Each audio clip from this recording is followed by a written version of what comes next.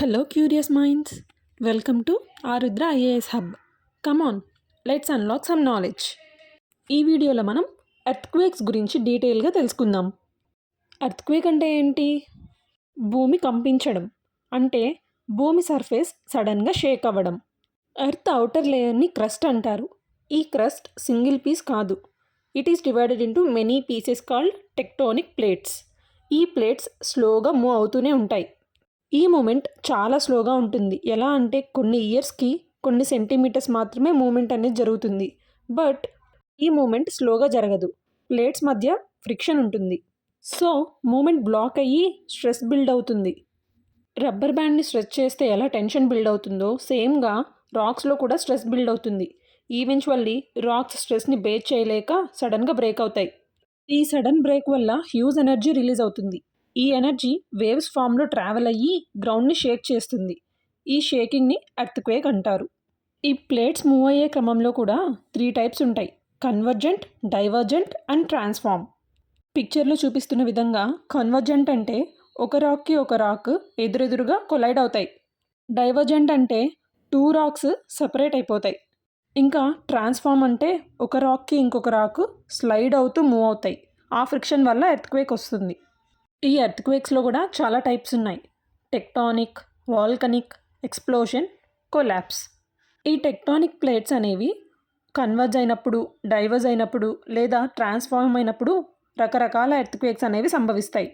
ఈ ఎర్త్క్వేక్స్ రావడానికి tectonic plate మూమెంట్తో పాటు volcanic activity and human activities కూడా రీజన్స్ అవుతాయి.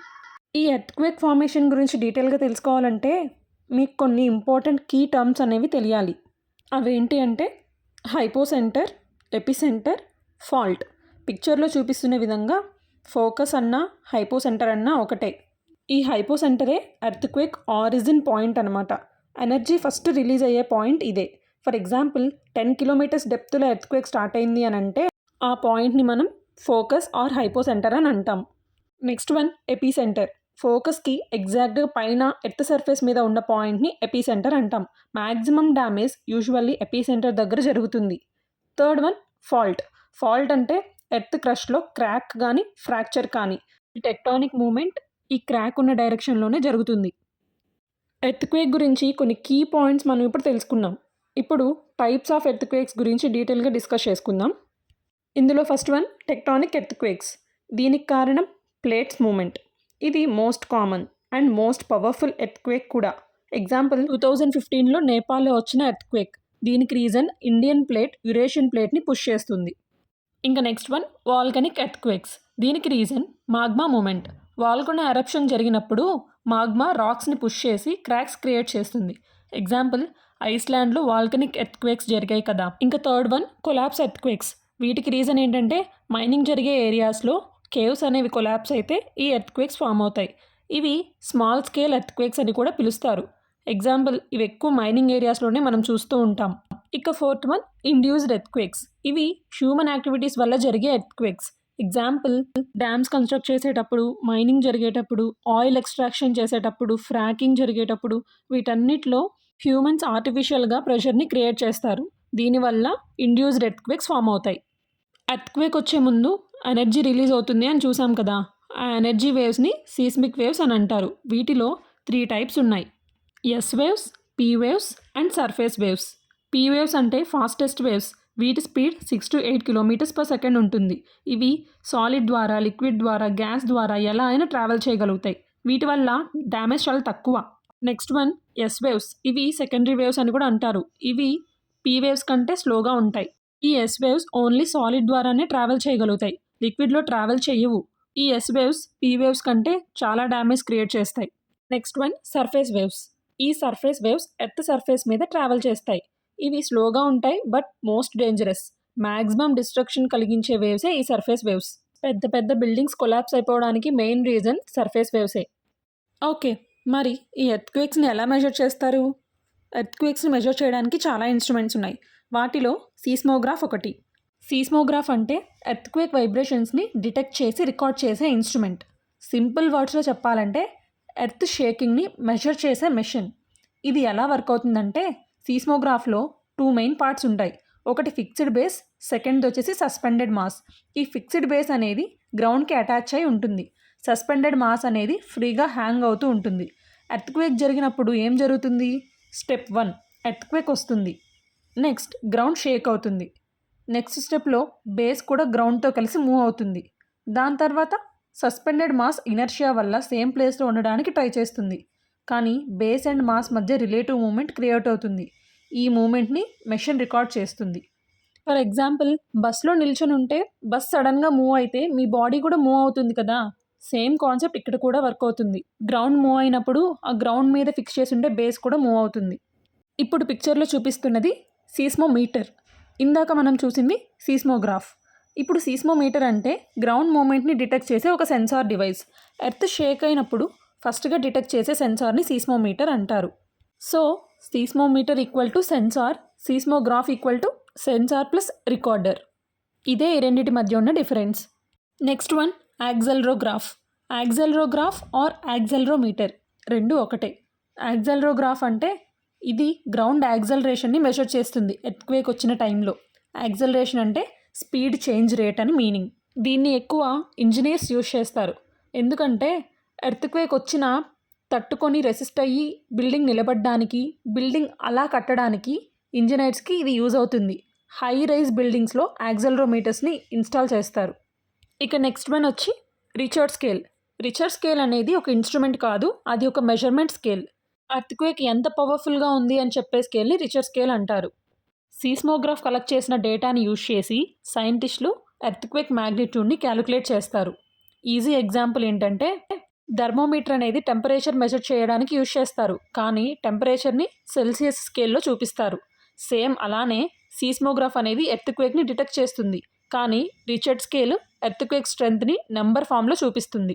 ఫర్ ఎగ్జాంపుల్, మ్యాగ్నిట్యూడ్ 5 అంటే మోడరేట్ ఎర్త్క్వేక్ అని, మ్యాగ్నిట్యూడ్ 7 అంటే స్ట్రాంగ్ ఎర్త్క్వేక్ అని, మ్యాగ్నిట్యూడ్ 9 అంటే ఎక్స్ట్రీమ్ ఎర్త్క్వేక్ అని అలా మెజర్మెంట్ చూపిస్తుంది.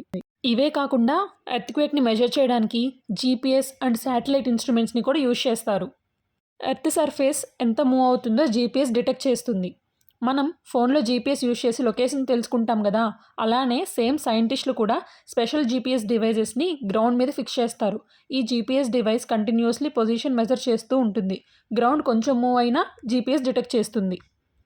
ఈ జీపీఎస్ అనేది చాలా సెన్సిటివ్. ఈవెన్ 1 నుండి 2 మిల్లీమీటర్ మూమెంట్ జరిగినా కూడా ఈజీగా డిటెక్ట్ చేయగలదు.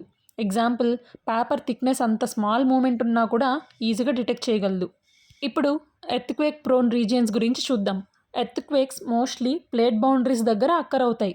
ఇవి మెయిన్గా రింగ్ ఆఫ్ ఫైర్ అంటే పెసిఫిక్ ఓషన్ సరౌండింగ్లో ఎక్కువ వచ్చే ఛాన్సెస్ ఉన్నాయి. వరల్డ్లో 75% ఎర్త్క్వేక్స్ ఇక్కడే వస్తాయి. ఎగ్జాంపుల్, జపాన్, ఇండోనేషియాలో ఎక్కువ భూకంపాలు రావడం మనం వింటూనే ఉంటాం. ఇంకా ఆల్పైన్, హిమాలయన్ బెల్ట్, ఈ ఏరియాలో కూడా ఎక్కువ ఎర్త్క్వేక్స్ వస్తుంటాయి. ఆల్పైన్, హిమాలయన్ బెల్ట్ అంటే యూరప్ నుండి ఏషియా వరకు ఎక్స్టెండ్ అయ్యే ఎర్త్క్వేక్ జోన్. ఇందులో Turkey, Iran, Afghanistan, Pakistan, India, Nepal ఇవన్నీ దేశాలు ఇంక్లూడ్ అయి ఉంటాయి. ఇక్కడ ఎర్త్క్వేక్ ఎలా వస్తుందంటే, ఇండియన్ ప్లేట్ నార్త్ డైరెక్షన్లో మూవ్ అవుతుంది. అది యురేషియన్ ప్లేట్ని కొలైడ్ చేస్తుంది. ఈ కొలిజన్ వల్ల స్ట్రెస్ బిల్డ్ అయ్యి రాక్స్ బ్రేక్ అవుతాయి. నెక్స్ట్ ఎర్త్క్వేక్స్ అనేవి వస్తాయి. అసలు హిమాలయాస్ ఎలా ఫామ్ అయ్యాయో తెలుసా మీకు? ఇండియన్ ప్లేట్ యురేషియన్ ప్లేట్ని పుష్ చేస్తూ హిమాలయాస్ని ఫామ్ చేసింది. ఈ ప్రాసెస్ స్టిల్ కంటిన్యూ అవుతూనే ఉంది. అందుకే Himalayan region earthquake prone region అని అంటారు. ఇండియాలో ఎర్త్క్వేక్ ప్రోన్ ఏరియాస్ ఏంటో తెలుసా? Himalayas, Nepal border, north east India and Kashmir. So ఈ ఏరియాలో ప్రజలు కొంచెం జాగ్రత్తగానే ఉండాలి. ఇప్పుడు ఎర్త్క్వేక్స్ వల్ల వచ్చే ఇంపాక్ట్స్ ఏంటో చూద్దాం. ముఖ్యంగా హ్యూమన్ ఇంపాక్ట్స్ అంటే హ్యూమన్ డెత్స్, హ్యూమన్ ఇంజురీస్ ఎక్కువ జరుగుతాయి. చాలామంది ఇల్లు లేకుండా మిగిలిపోతారు. అలానే ఫిజికల్ ఇంపాక్ట్స్ కూడా చాలానే ఉన్నాయి. చాలా బిల్డింగ్స్ కొలాప్స్ అయిపోతాయి, బ్రిడ్జెస్ కొలాప్స్ అయిపోతాయి, రోడ్స్ అనేవి క్రాక్స్ వచ్చేస్తాయి. ఇందువల్ల ప్రాపర్టీ లాస్ అనేది కూడా చాలా ఉంది. ఇంకా చెప్పాలంటే సెకండరీ ఇంపాక్ట్స్ కూడా ఉన్నాయి. ఈ ఎర్త్క్వేక్స్ వల్ల సునామీ వచ్చే ఛాన్సెస్ ఉన్నాయి, ల్యాండ్ స్లైడ్స్ జరుగుతాయి, అలానే లిక్విఫాక్షన్ కూడా జరుగుతుంది. లిక్విఫాక్షన్ అంటే సాయిల్ లిక్విడ్ లాగా బిహేవ్ చేయడం. మరి ఈ ఎర్త్క్వేక్స్ని ముందుగా ప్రెడిక్ట్ చేసి ఎర్లీగా వార్నింగ్స్ ఇవ్వలేమా? ఎగ్జాక్ట్ ప్రిడిక్షన్ అయితే ఇంపాసిబుల్, బికాస్ రాక్స్ బిహేవియర్ అనేది అన్ప్రెడిక్టబుల్ కదా. బట్ ఎర్లీ వార్నింగ్ అయితే పాసిబుల్.